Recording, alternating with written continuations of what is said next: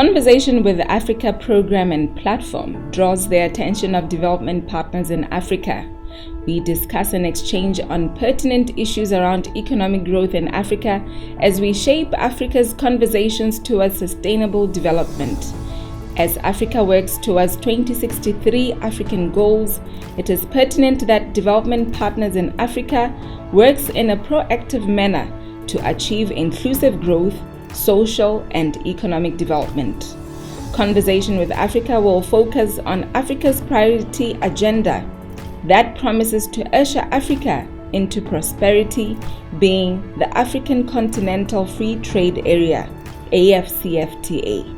Its main objectives are to create a single continental market for goods and services with free movement of business persons and investments.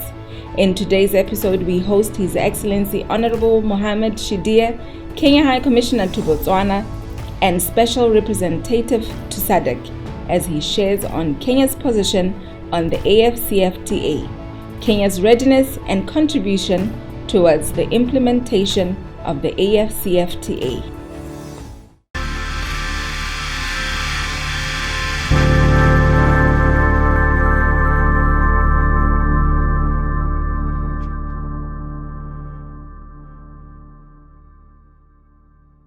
Welcome to Conversation with Africa, Your Excellency. Let's take off by sharing with us Kenya's strong economic points and competitive areas. Yeah, thank you so much, Neo, for having me and the business crowd and the conversation. It's a good opportunity to interact with you and to have me here in talking on various issues concerning Africa. As you may be aware, Kenya is one of the leading lights in terms of economy in Eastern Central Africa. It has the biggest economy in that region, and it's the most vibrant and robust economy in that region. You're well aware that East and Central Africa has a population of about 400 million people, and Kenya is the hub of the entire region. This is actually the gateway and the entry point to that region. And Kenyans are known for many things. Kenyans are globetrotters in athletic. They are stars and they're known. They are people who have participated in all international athletics and champions in Olympics and the World Games. But our strong point has been the economy. Yes. We have one of the most vibrant economy, huge industries. You have a production level. Kenya is basically an agricultural country. We produce the highest amount of tea in Africa. We produce the highest quality coffee in Africa. We export, basically, Kenya has the highest sale of tea in Pakistan, in Europe, and the rest of the world. The other strong point is the horticulture. The horticulture is doing very well. We have flower farms all over, and those flowers are exported to the entire world. It finds the market in Europe and every other region in the world. So economically, we are also very strong, as I said so. In terms of politics, Kenya is one of the most open and the most liberal country. Our trade is liberal. You can virtually open business in a day. The ease of doing business is very good. It's unbelievable. You can come today and set up your business. It's so liberal, it's so open. You can own properties. We encourage private investors, corporate investors, and every other person who wants to invest in Kenya. And Kenya is also home to the M-Pesa, where the global money transfer has started. And it's gaining traction and trend globally. And you will be surprised that when COVID came, even people who are traveling on public buses and the rest are using now the M-Pesa system, which to me is very good and it's very healthy because you don't touch money, and money carries a lot of germs when you transfer from one person to another when people are doing businesses. So basically, what am I saying? I'm saying that Kenya is a pace setter in Eastern Central Africa region. But that's not the point. The point is Kenya is part of Africa, and it's a part of African continental business trade, where we signed. Kenya was among the first signatories because we believe in Africa, and we think that Kenya can go ahead and become one of the leading lights in businesses. Right. The AFCFTA is also expected to enhance competitiveness at the industry and enterprise level through exploitation of opportunities for scale production, continental market access, and better reallocation of resources. Kenya's performance in the ECOWAS and its relations with other African member states as we zoom more into economic and trade exchanges. That is very important. If I recall very well, that Kenya in the last 2-3 years have opened more missions in West Africa.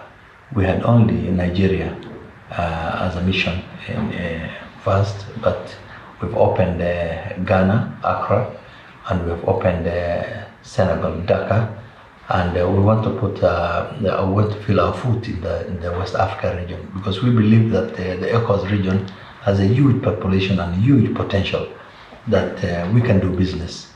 As you are aware, Africa has a huge market, but in terms of global trade, we are about 2%, and it's even worse within inter-Africa trade, where you can imagine the flowers that we produce in Kenya goes to Europe. From Europe, it goes to the other African countries, to ECOWAS countries, to SADC, to other parts of Africa, to North Africa.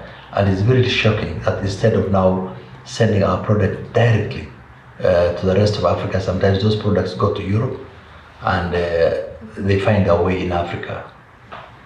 Right. What are your views on the Africa Free Trade Continental Agreement?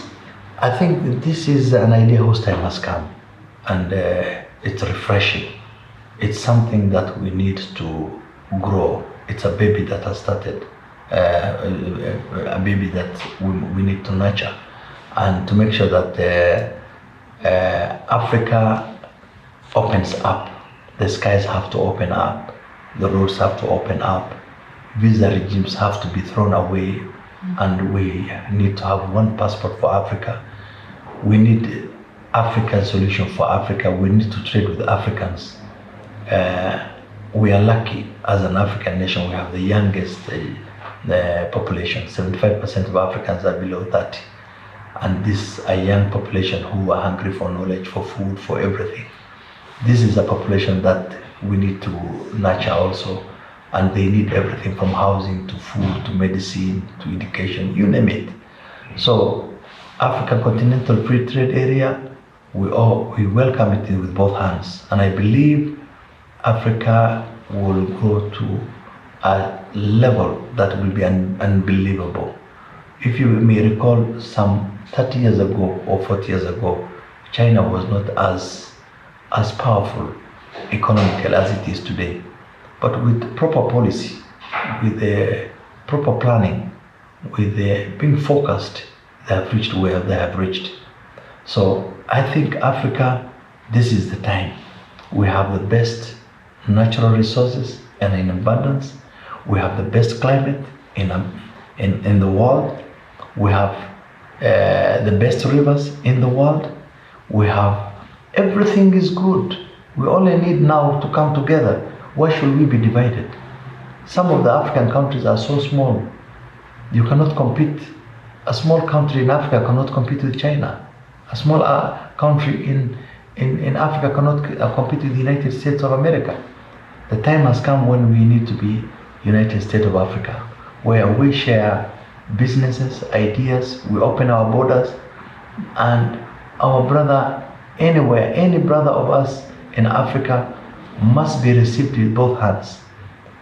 I don't need to go to any African country and be told you produce your passport or whatever. The passport must be one. And that is the only way we can now fight the shackles of poverty. That is the only way that we can fight ignorance. That is the only way we can fight diseases. That is the only way we can be respected globally. Because if we don't do that, we'll be overtaken by events. and many of our people are going to suffer as a result of grinding poverty, which we are not ready for. Right. African leaders held an extraordinary summit on the African Continental Free Trade Area from the 17th to the 21st March in Kigali, Rwanda, during which the agreement establishing the AfCFTA was presented for signature. Kenya and Ghana became the first countries to deposit the instruments of the ratification of the AfCFTA, as you mentioned. A good sign enough to show Kenya's conviction in the instrument that is meant to bring change. What has been Kenya's position on the instrument? Kenya, let me tell you, that is true.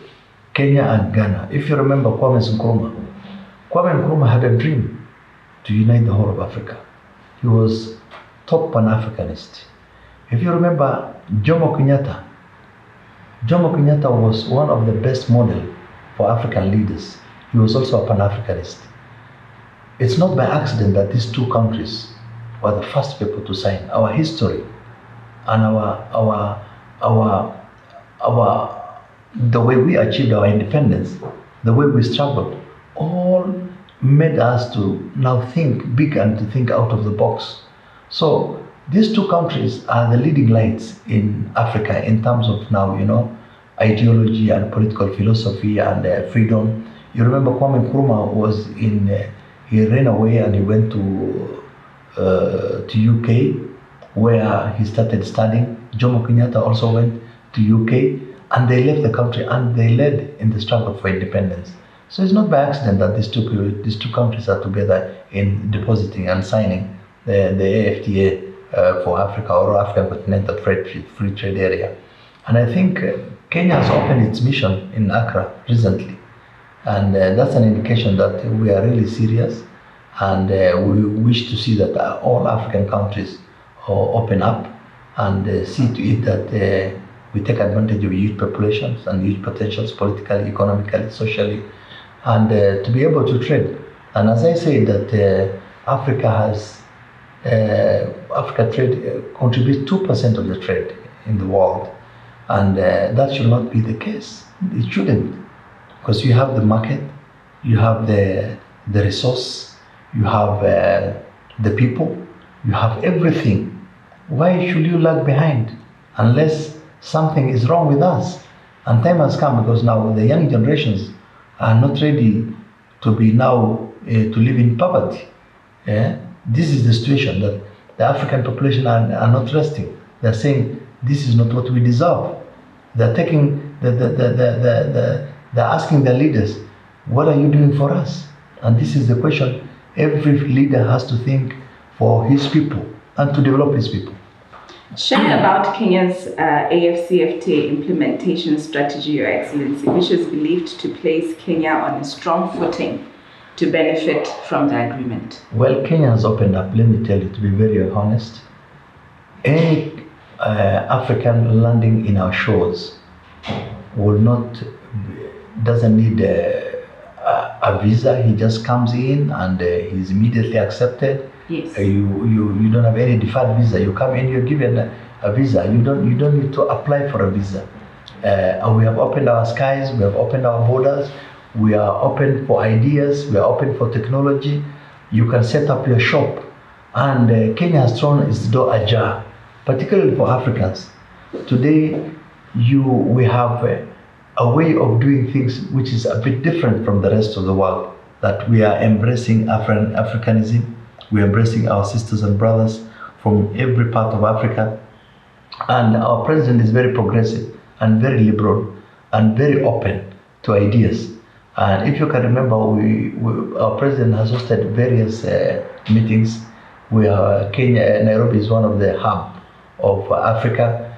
Nairobi is the only city that has done various, business that attracts all the investors. So we are really open country, and from even the foreigners who go there, they'll tell you this is a country that wants for a change. Early in the year 2020, experts attended the two-day meeting in which the technical review of the draft Kenya AfCFTA implementation strategy was conducted. Central issue being how Kenya could best benefit from the agreement. Amongst the 60 experts included government officials, trade economists, university lecturers, development partners such as the youth and women representatives.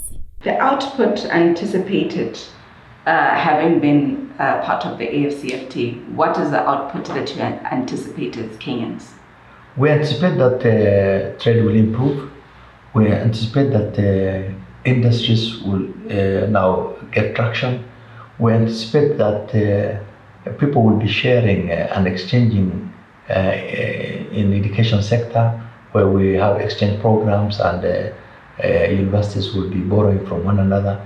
We anticipate the innovation and industrialization. We anticipate that there will be development. We anticipate we are going to alleviate poverty.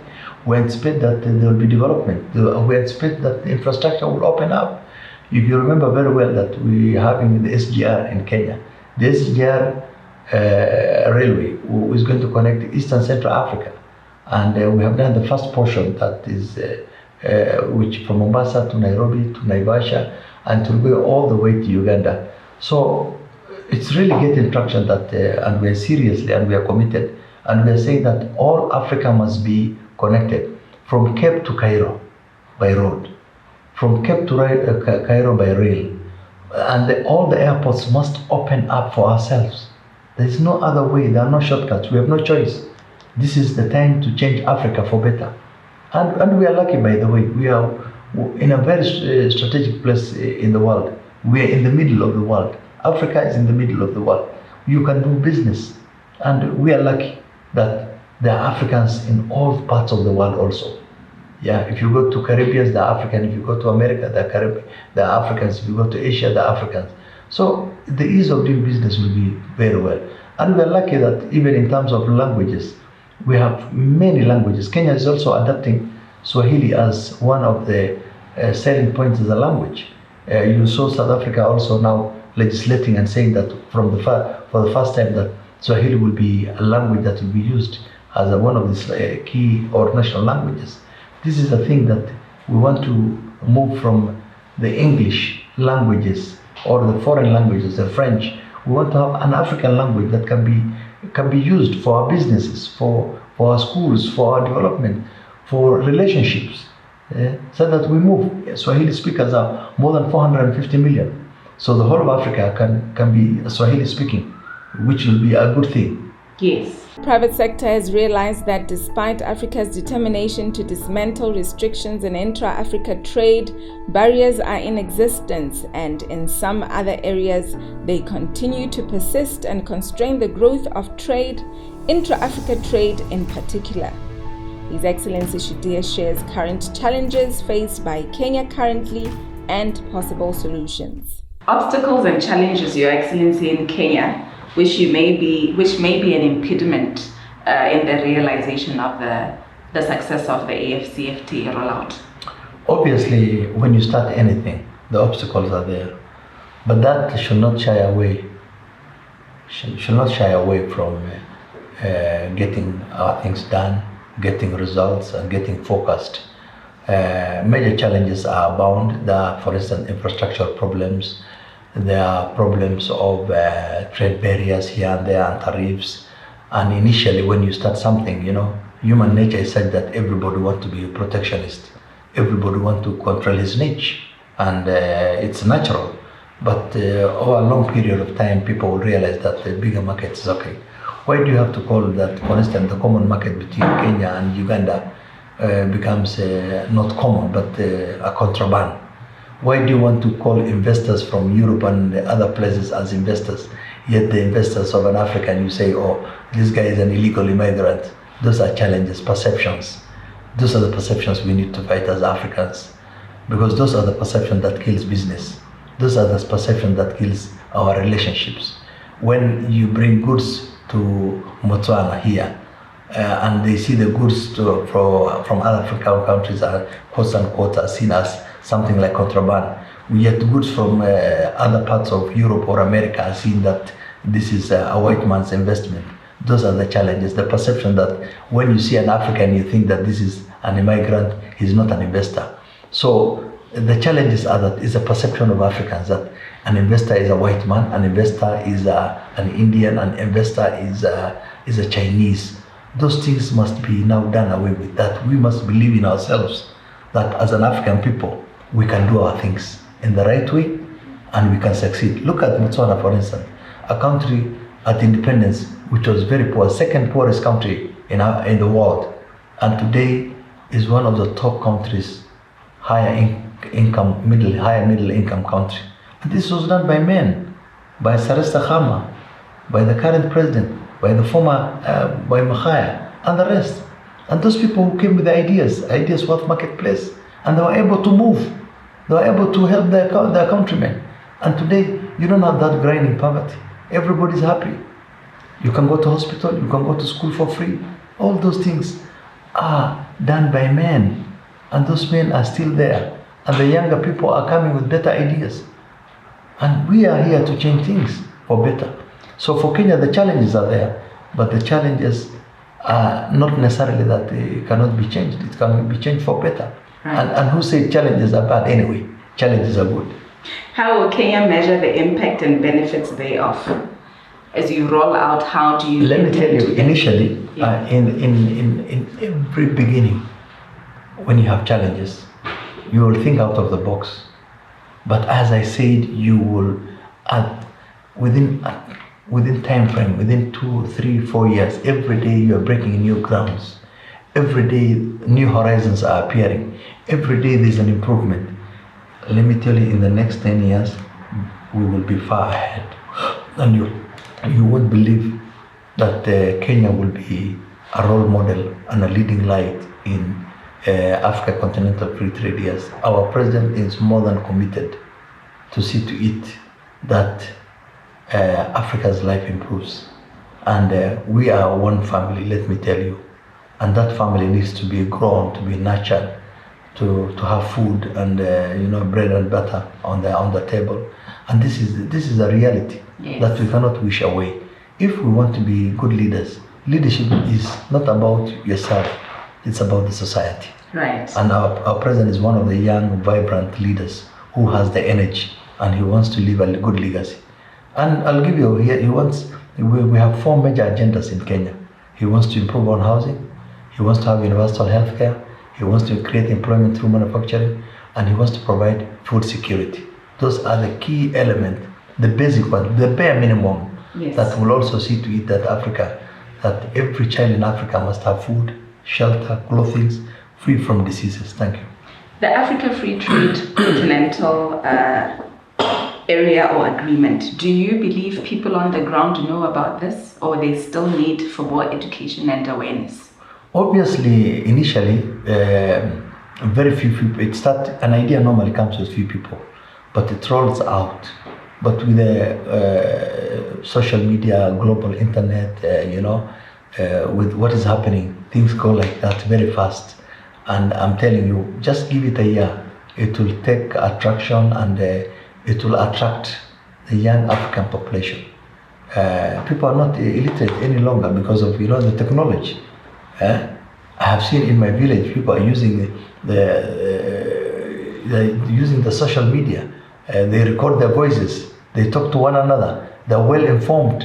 So people are getting more and more educated and more well informed. At independence, we had 1 university. Today, Kenya has over 78 universities.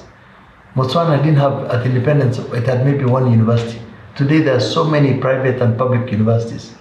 And we need colleges in every 30,000 people. That's a university, United Nations standard. Yes. It's a United Nations standard, whereby you need at least for every 30,000 people, a village like yours, like Ramotso, it needs a university. Once you reach 30,000, you need a college. Right. So these are the things that it's a reality.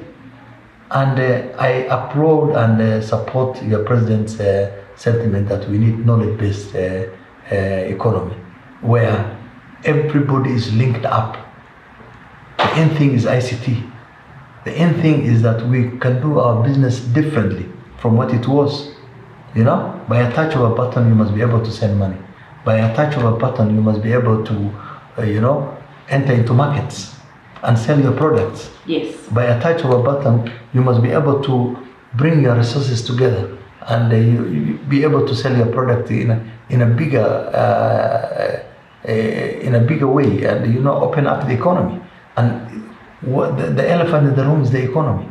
Economy. If you improve your economy, you improve the lives of the people. Right. And they become better and they become healthier. And this is the reality, that Africa belongs to Africans and it must grow and it must be one of the best continents in the world, and that's my dream. Your Excellency, in conclusion, Conversation with Africa conference, you've been a part of it since 2019.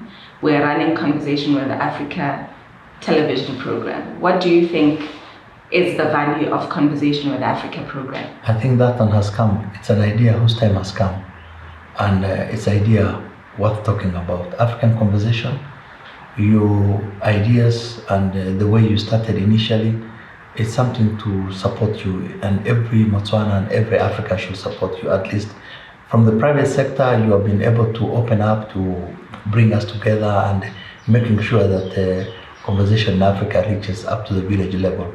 And to feel and be proud like an African and a young lady like you coming and putting people together for the sake of African people. So that 10 years from now, you reflect and see where you came from and where you are now today. And I think the conversation with African and the business crowd are things that we need more. And I hope that more of your kind come up and support the African government. More often than not, we blame leaders, particularly political leaders. But the business captain, the people who are good citizens, people who have good ideas. Look at the billionaires in America. Most of them self-made. They look at a problem and they see how to solve it. And that's why the business conversation in Africa have started, because they see there's a niche, there's a way of solving African problem. Not necessarily from the political leaders, but by talking to every sector and every person who has ideas and meshing them together and uniting the people, you are able now to open up Africa, which is a good thing, and open up markets and people learning one another, encouraging intermarriages, building nations, just building bridges, opening our borders, opening the air, seeing one another as sisters and brothers. We're the same color, we're the same people. I was told of one drop rule. I don't know whether you've heard of that. One drop rule means that if you marry one African, marry any person, even if it is 3 generations, that drop makes that person an African. So ultimately, everybody is an African. Everybody will be an African, because one way or the other, because of intermarriages, you'll end up the whole country, the whole world people, majority of the people in the world will be black because of the one drop rule. I don't know whether you've heard about that. Thank you very much, Your Excellency. AFCFTA, in which African countries are signatory to, is a historic step towards rationalizing Africa's regional trade agreements to deepen economic integration and draw on economies of scale and development of regional value chains to accelerate the process of structural transformation of African economies as a flagship project of the African Union Agenda 2063. I am Nell Theodore Taselo. Look forward to another in-depth, insightful, and informative episode as we continue hosting development partners in Africa. This is Conversation with Africa.